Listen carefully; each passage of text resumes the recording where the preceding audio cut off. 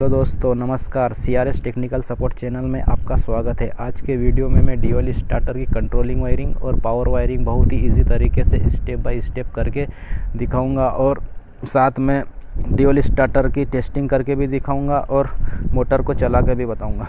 के आउटपुट से 3 फेस लिए RYB और कॉन्टेक्टर के इनपुट से कनेक्ट कर दिए।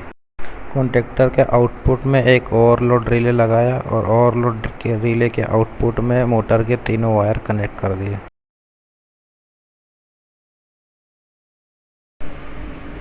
ये तीनों फेस मोटर के एक तीनों टर्मिनल पे लगाया RYB। ये मोटर स्टार है, स्टार कनेक्शन किया हुआ है मोटर का। अब पावर वायरिंग हो गया कंप्लीट। इसके बाद में कंट्रोलिंग वायरिंग करेंगे।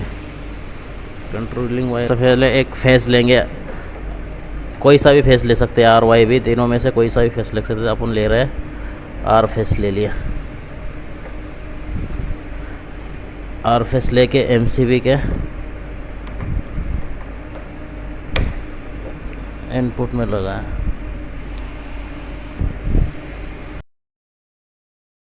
MCB के आउटपुट में एक वायर लगाया और उसको ओवरलोड रिले के NC के 95 नंबर से कनेक्ट कर दिए।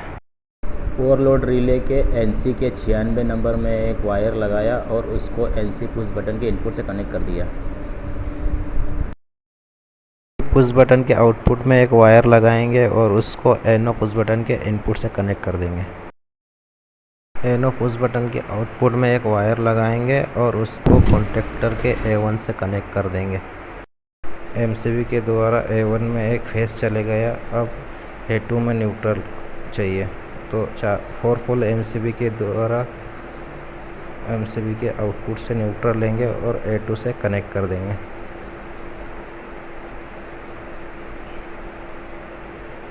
अब मोटर को ऑपरेट करके देखेंगे। जैसे ही पुश बटन प्रेस किया मोटर ऑन हो गया। अच्छा, रिलीज़ किया था मोटर ऑफ हो गया था। अब कॉन्टेक्टर को होल्डिंग चाहिए, कंटिन्यू होल्ड रहे। तो इसमें NO पुश बटन के इनपुट से एक वायर लेंगे।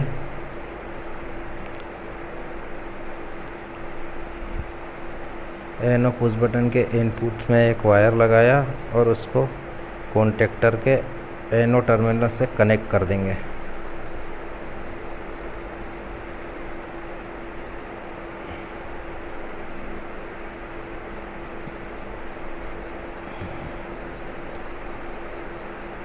इसको कॉन्टेक्टर के NO पॉइंट से कनेक्ट कर दिया।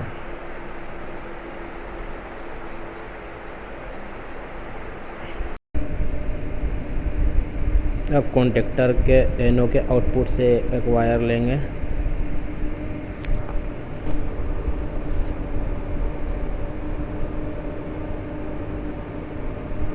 और उसको कॉन्टेक्टर के A1 से कनेक्ट कर देंगे।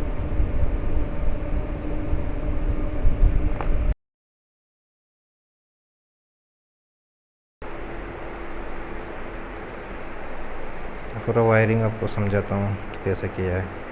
पहले इनपुट में RYB लिया और एक न्यूट्रल लिया। अब MCB न्यूट्रल अलग से MCB के आउटपुट में RYB लिया और कॉन्टेक्टर के इनपुट में RYB कनेक्ट कर दिया। कॉन्टेक्टर के आउटपुट में मोटर के तीनों फेस लिए। मोटर स्टार कनेक्शन है। कंट्रोलिंग वायरिंग बताता हूँ। अब एक फेस, तीनों फेस में से कोई सा भी फेस ले सकते हैं। हमने R फेस लिया और MCB के इनपुट से कनेक्ट कर दिया। MCB के आउटपुट में एक वायर लगाया। MCB के आउटपुट में एक वायर लगाया और उसको ओवरलोड रिले के NC के 95 नंबर से कनेक्ट कर दिया।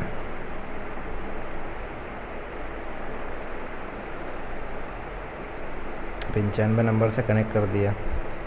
अब NC के 96 नंबर से एक वायर लिया और इसको NC पुश बटन के इनपुट से कनेक्ट कर दिया।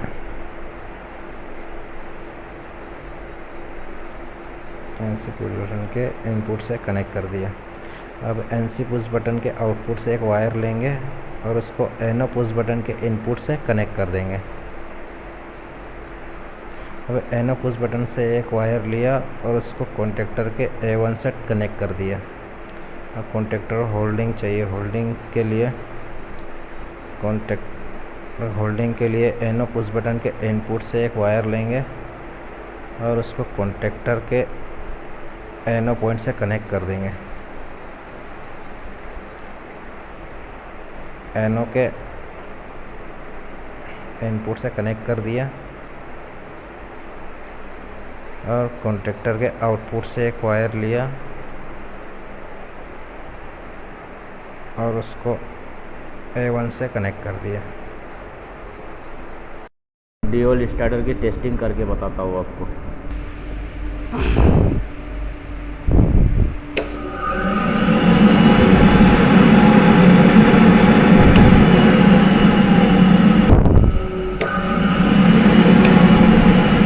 On off.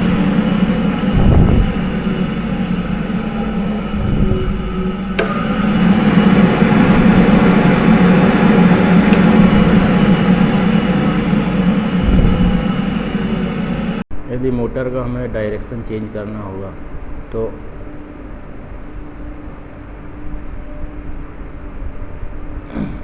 तीनों वायर में से 2 वायर को इसे चेंज कर देंगे। तो अभी हम B और R चेंज करेंगे तो डायरेक्शन हमारा चेंज हो जाएगा। कोई सा भी आप 2 वायर ले सकते हो। तो हमने R और B लिया तो B की जगह R लगा देंगे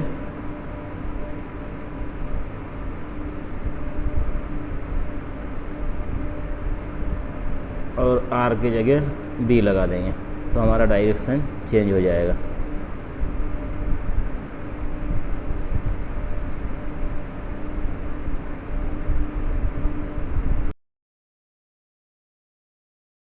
इलेक्ट्रिकल से रिलेटेड वीडियो देखने के लिए चैनल को सब्सक्राइब करें। धन्यवाद।